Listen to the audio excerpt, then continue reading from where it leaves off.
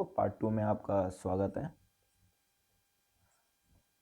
अभी इसमें हम जो पढ़ने वाले हैं वो हमारा है यहाँ पे सेक्शन 16, सेक्शन 17 और हम 18 को कवर करेंगे इसमें। तो हमारा सेक्शन 16 आता है अनड्यू इन्फ्लुएंस आता है, एंड सेक्शन 17 पे हम बात करते हैं फ्रॉड की बात करते हैं, एंड सेक्शन 18 पे हम मिस रिप्रेजेंटेशन की बात करते हैं। तो हम पहले सेक्शन 16 देख लेते हैं।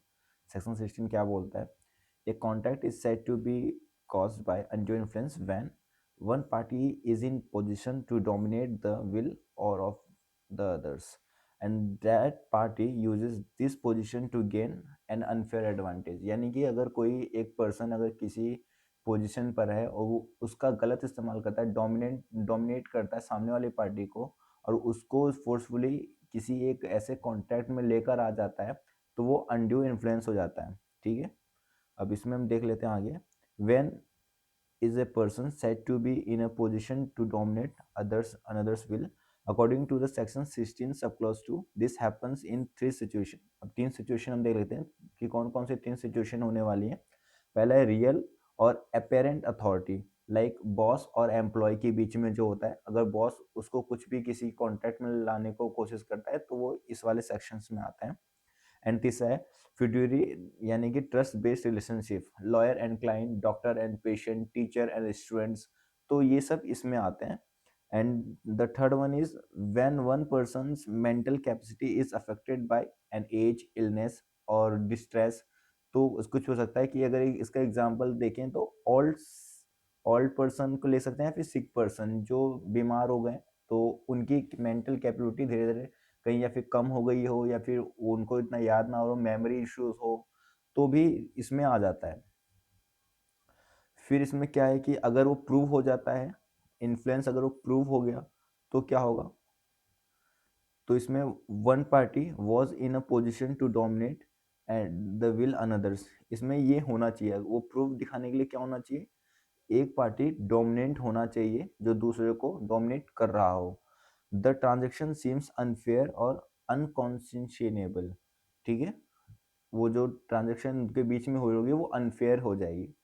Then the burden of proof is on the stronger party to prove that no undue influence was used. यानी कि अगर मैं सपोज करो मैं हूँ, मैं अगर ये बोलना चाहता हूँ कि मैं तो भाई ये कॉन्ट्रैक्ट मैंने किया था, अनड्यू इन्फ्लुएंस में आके मैंने ये कॉन्ट्रैक्ट किया था, तो अब जो सामने वाला पर्सन है, सामने वाला पर्सन ये प्रूव करेगा कि नहीं जी ये कोई अनड्यू इन्फ्लुएंस नहीं था, और ये इसने अपनी फ्री कंसेंट के साथ करा था, इस उसमें कॉन्ट्रैक्ट में आया था, तब वो जाके उसको सारे प्रूफ देने पड़ेंगे उसको।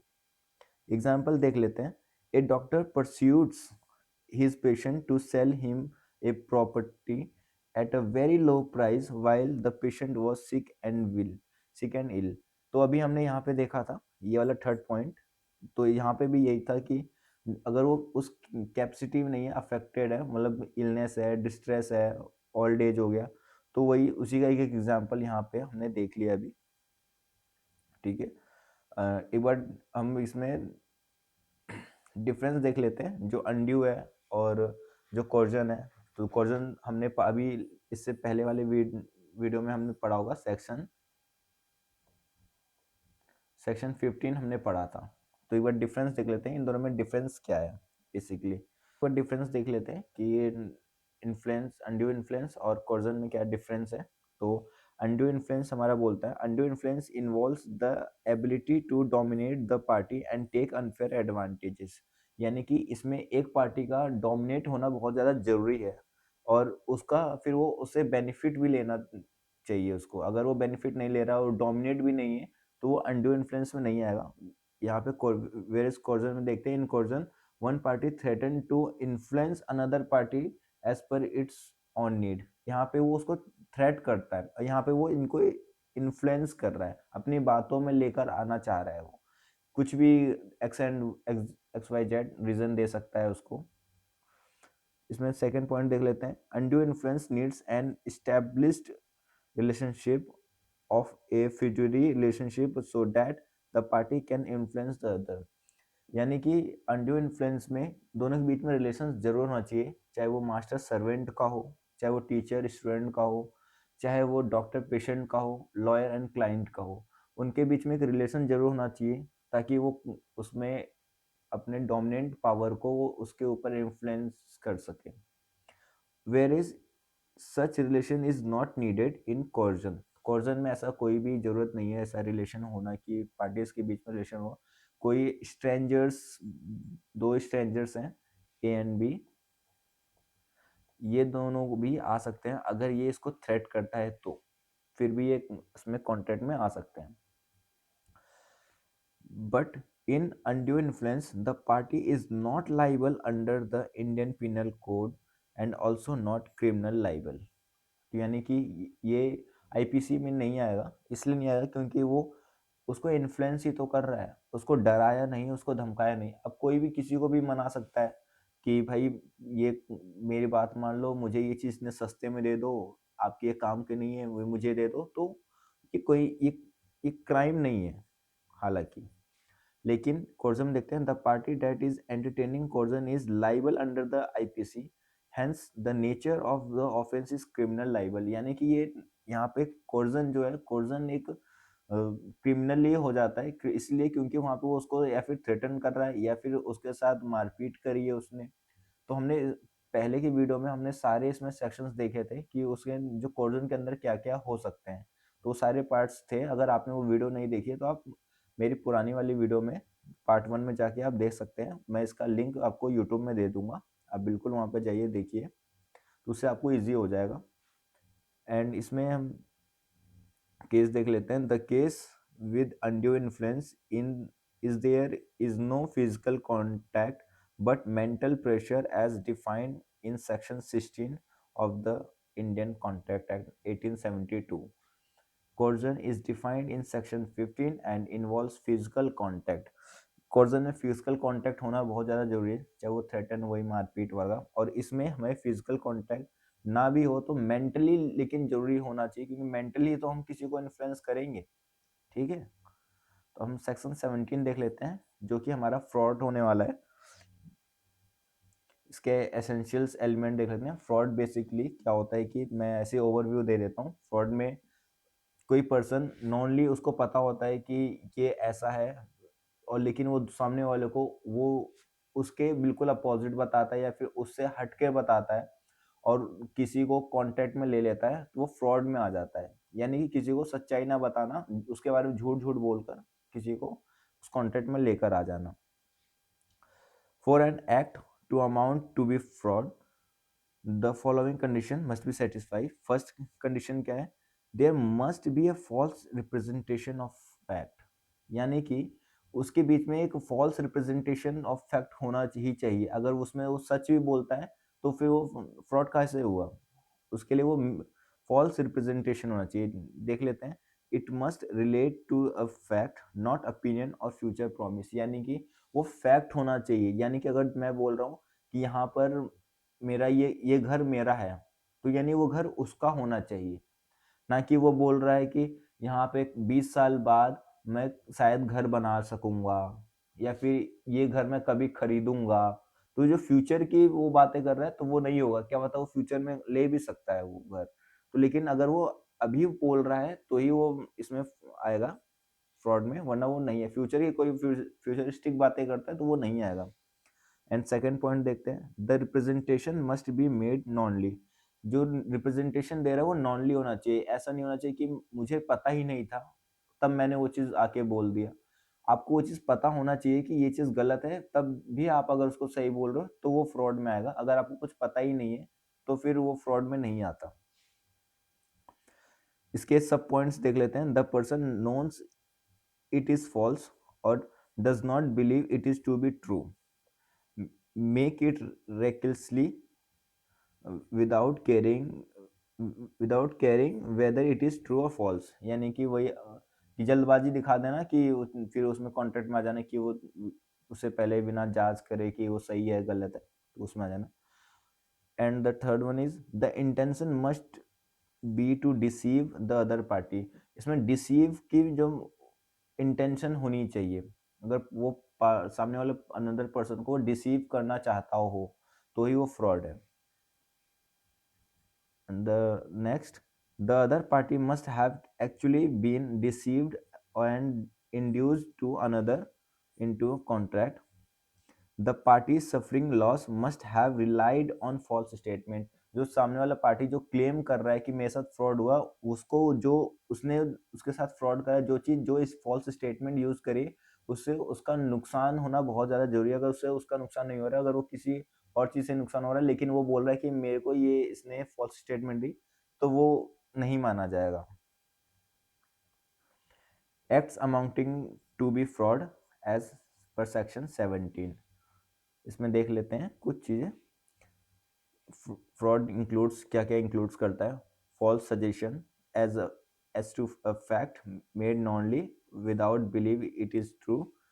Example, selling a car saying it's brand new while knowing it is used. यानी कि किसी को कार बेचना है और बोलना है कि ये बिल्कुल ब्रांड न्यू है, और लेकिन आपको पता है कि ये ऑलरेडी यूज्ड है, तो ये सब फ्रॉड में आएगा। एंड एक्टिव कंसीलमेंट, कंसीलमेंट मतलब कुछ चुराना यानी छुपाना बेसिकली कर सकते हैं। तो active concealment of a fact by one having knowledge of it.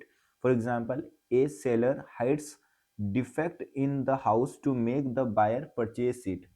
वो उस घर की बहुत सारे जो कुछ भी प्रॉब्लम्स होगी उसको हाइड कर रहा है ताकि वो सेल कर पाए सामने वाले पर्सन को। And the third one is promise made without intention to perform it. आप किसी को प्रॉमिस कर लेते हो कि मैं आपके लिए इलेक्ट्रिसिटी फ्री कर दूंगा, या फिर ये आपको जिम प्रोवाइड कर दूंगा अगर आप ये फ्लैट लेते हो, तो फिर वो आपका इसमें फ्रॉड में आ जाएगा कि आप जानबूझकर आपने उसको ये सब बोला, प्रोमिस करे, लेकिन आप उसको परफॉर्म नहीं कर रहे। Any other act fitted to deceive, a catch all clause for other dishonest act. यानी कि यूज, एक एग्जांपल यहाँ देख लेते हैं पहले। Using a fake identity to enter a contract. आप फेक आइडेंटिटी बना के आ रहे हो कि I am so and so, और मैं यहाँ पे वर्क करता हूँ, ये मैं इस जगह से आया हूँ। फिर आप उसको कॉन्ट्रैक्ट में लेकर या फिर आप उसकी कुछ प्रॉपर्टी को ले लेते हैं, तो भी आपका ये इसी फ्रॉड में आ जाएगा। any act or omission which the law specially declares to be fraudulent।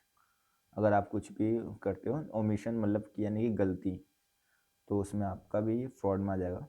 And silence as fraud.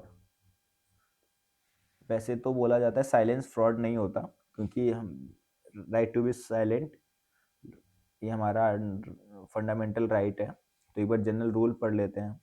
Silence does not amount to fraud, mere silence is not fraud. यानी कि अगर आप कहीं पे साइलेंट हो तो वो फ्रॉड नहीं है। अगर आप कुछ बोल ही नहीं, कुछ फॉल्स स्टेटमेंट ही नहीं आप दे रहे, तो आपका फ्रॉड कैसे हो सकता है? लेकिन अभी इसमें हम एक अजम्पशंस भी है, तो उसको भी हम एक बार अभी देखेंगे नीचे।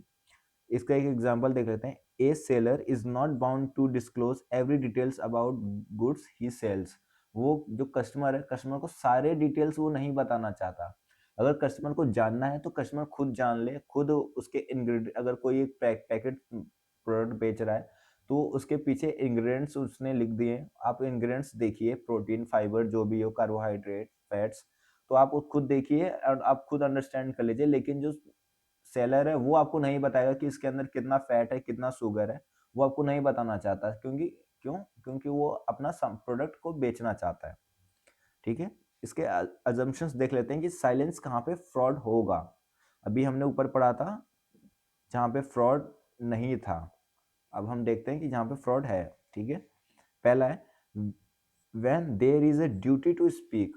जहाँ पे आपकी वो ड्यूटी बनती है कि आपको बोलना है, बट आप वहाँ नहीं बोलते हो। एग्जाम्पल से हम देखेंगे, contract of utmost good faith like insurance, partnership और मैरिज।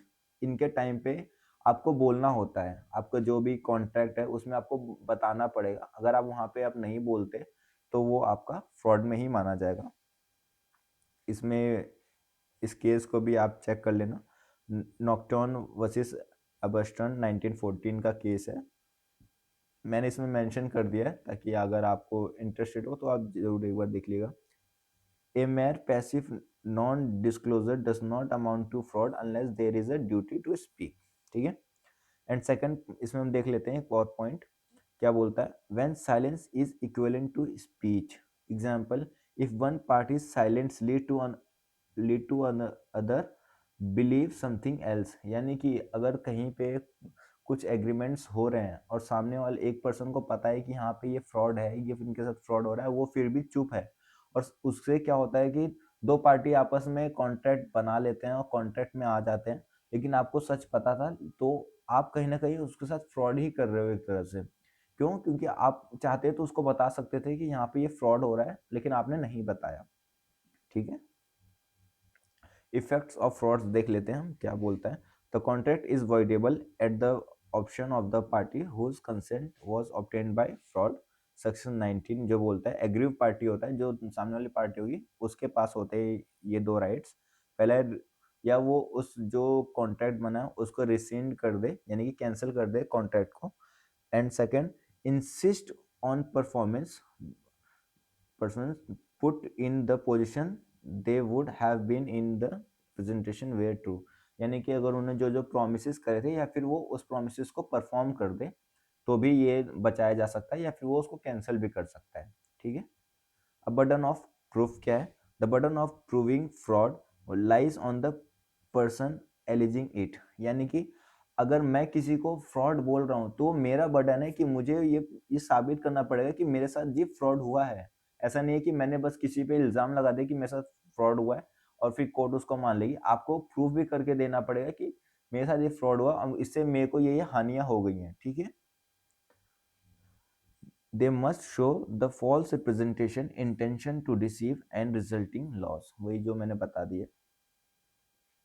ये कुछ इंपॉर्टेंट केस है यहाँ पे, डेरी वर्सेस पीक 1819 का, इसको आप देख लेना, या फिर राजा गोपाल अनुराचलम का देख लेना केस। मैंने इसमें बल्कि लिख दिए, मैं इनको इन सारे केसेस को मैं टेलीग्राम पे भी मैं भेजूंगा ही। सेक्शन 18 देख लेते हैं, मिस रिप्रेजेंटेशन को एक बार देख लेते हैं क्या बोलते हैं miss representation. Unwarranted positive assertion, when a person positively states something that is not true through he believes it is to be true, यानी कि वो एक पॉजिटिव वे में ही बताना चाहता था कि ये सही है, बिल्कुल आप यही मानिए, लेकिन वो उसके तरफ से सही था कि यही सही है, लेकिन वो अनफॉर्चुनेटली वो गलत था, लेकिन वो ही believes to it is to be true. ठीक है, एग्जाम्पल देख लें। A says his land produce 20 quintals of wheat per year honestly believing it does, वो बिलीव करता था कि उसका 20 क्विंटल व्हीट होता है उसके लैंड में, बट एक्चुअली प्रोड्यूसेस ओनली 10, लेकिन एक्चुअली कितना हो रहा था? सिर्फ 10 हो रहा था। एक पॉइंट ये था। दूसरा पॉइंट देख लेते हैं, breach of duty, when one party causes another to make a mistake by breaching a duty, ठीक है, through without intent to deceive, यहाँ पे अब वो अपनी ड्यूटी को ब्रीच कर दिया उसने, लेकिन उसका इंटेंशन नहीं था किसी को डिसीव करना। Inducing mistake, when a party causes another innocently to make a mistake about the subject matter of the contract. Example, A sells an article believing it is to be an antique and B buys under the same belief, यानी कि mistakenly ए को लगता था उसके पास, उसके घर में उसने देखा कि उसके घर में कुछ एक, सपोज को एक सुराही मिली और उसको उसको लगा कि ये बहुत ही एंटिक पीस है और ये बहुत ओल्ड होगा, तो उसने बी को बेच दिया वो, कि ये बोल के कि ये दिस इज वेरी एंटिक, और बी ने वही बिलीव करके उसको परचेज कर लिया। फिर बी मार्केट में जाता है और मार्केट में जब उसको सेल करने की कोशिश करता है तो उसको पता चलता है ये तो बस हाल ही कुछ दिनों पहले की है, तो बी यहाँ पे ये मिस रिप्रेजेंटेशन का केस उस पर कर सकता है। एसेंशियल एलिमेंट्स देख लेते हैं इसके क्या है। There must be a false representation और statement of fact, it must be made innocently without intent to deceive, यहाँ पे फॉल्स रिप्रेजेंटेशन होना चाहिए, स्टेटमेंट ऑफ फैक्ट होना चाहिए, बट वो इनोसेंटली होना चाहिए, ये यहाँ पे पॉइंट टू बी नोटेड है। The statement must be material to the contract, the other party must have relied on it, entered into the contract because of it, the other party must have suffered a loss, सामने वाली party को loss भी उससे होना चाहिए misrepresentation जो भी दिया गया है। तो इन दोनों का डिफरेंस देख लेते हैं एक बार जल्दी से। तो डिफरेंस क्या होगा यहाँ पे, इंटेंशन होता है यहाँ पे, ये इनोसेंट फॉल्स स्टेटमेंट होता है, फॉल्स स्टेटमेंट दोनों में होता है, लेकिन ये इनोसेंट होता है और ये डेलिब्रेट होता है, ये जानबूझ कर दिया गया है, ठीक है, नॉनली। यहाँ नॉलेज में देखते हैं, बिलीव टू बी ट्रू और बिलीव टू बी फॉल्स, इसको पता होता है कि ये फॉल्स है, इसको पता है कि ये ट्रू है, लेकिन ये फिर भी करते हैं। And the third is right to rescind, yes, दोनों के पास है और इसको क्लेम भी मिलता है। Damages no, not usually granted, इसमें ग्रांटली बोला ना मैंने, नॉट यूजली, लेकिन कहीं कहीं पे ग्रांटेड भी होता है, जब आपका कुछ ज़्यादा लॉस, हैवी लॉस हो गया तो आपको ग्रांटेड भी मिलते हैं। Examples, honest but mistaken statement, false statement to deceive, ठीक है। तो बाकी मैं ये सारे नोट्स, इसको लेक्चर को मैं यहीं कंप्लीट करता हूँ, ठीक है। तो बाकी मैं ये जो पीडीएफ है इसको मैं टेलीग्राम पे भेज दूंगा,